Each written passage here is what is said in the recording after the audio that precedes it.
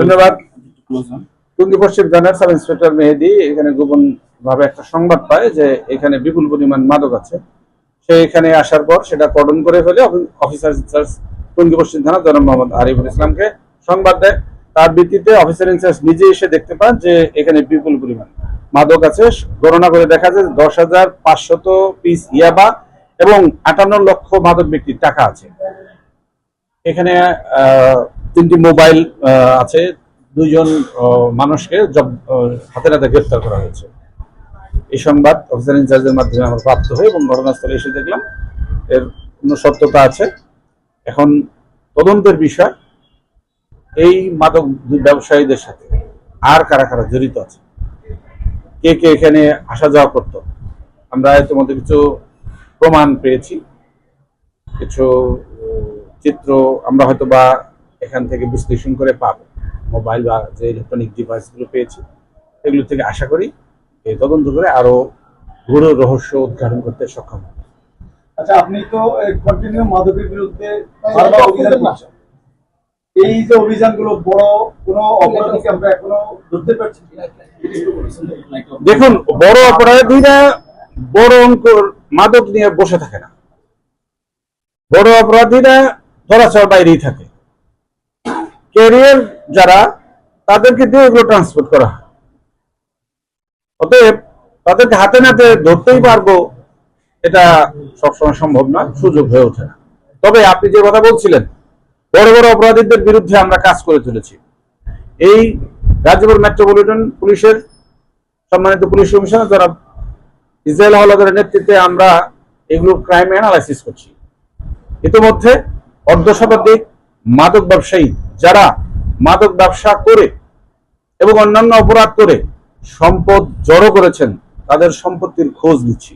তাদেরকে আমরা অচিরেই আইনের আওতায় নিয়ে আসতে। আরেকটি বিষয়, মাদকের বিরুদ্ধে আপনি অভিযান করছেন, কিন্তু কোন পলিটিক্যাল ব্যক্তিদের কাছ থেকে, সমাজের সুশীল সমাজের ব্যক্তিদের কাছ থেকে এই অভিযান যে আপনি চলমান অভিযান করছেন, কারো সহযোগিতা পেয়েছেন কি?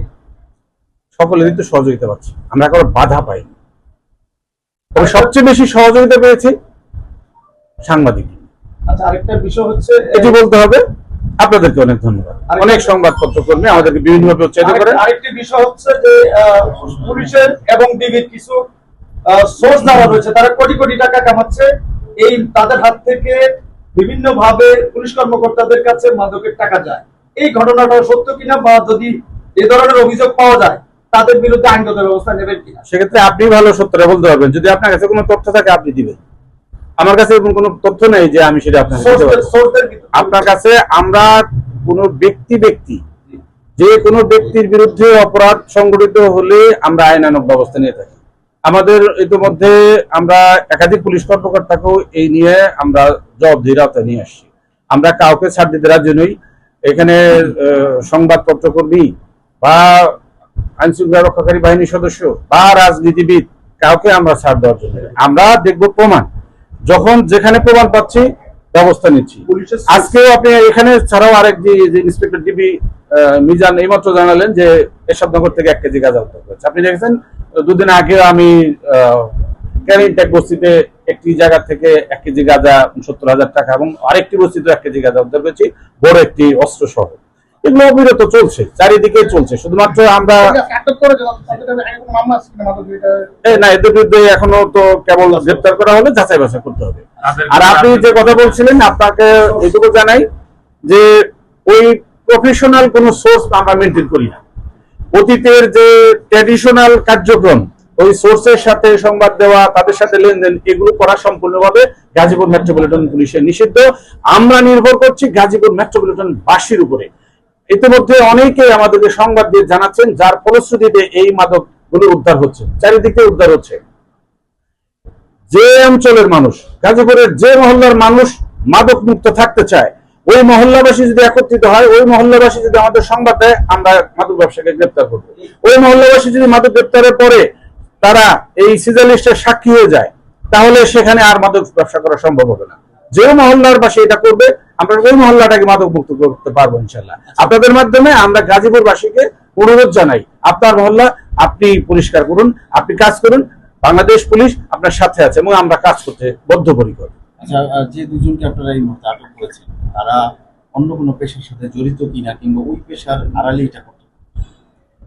এটি তো এখনো স্বাভাবিক সব কথা তারা বলেনি, তাদের ক্ষেত্রে আমাদের জিজ্ঞাসাবাদ করতে হবে, তাদেরকে তদন্তের আওতায় এনে আরো কারা কারা জড়িত, কিভাবে, কেন, কখন, কিভাবে করতো সেগুলো আস্তে আস্তে বোঝা যাবে। এগুলো তো মূলত, তবে আমরা যে পরিচিত মুখ নয়, মাদক ব্যবসার যে পরিচিত এতদিনের আমরা যাদেরকে জানি এরকম তো এই নতুন একটি চক্রগুলো নতুন পুরান যেই হোক, প্রমাণ পাওয়া মাত্রই আইনের আওতায় আনবো ইনশাল্লাহ। ক্লোজ করেন।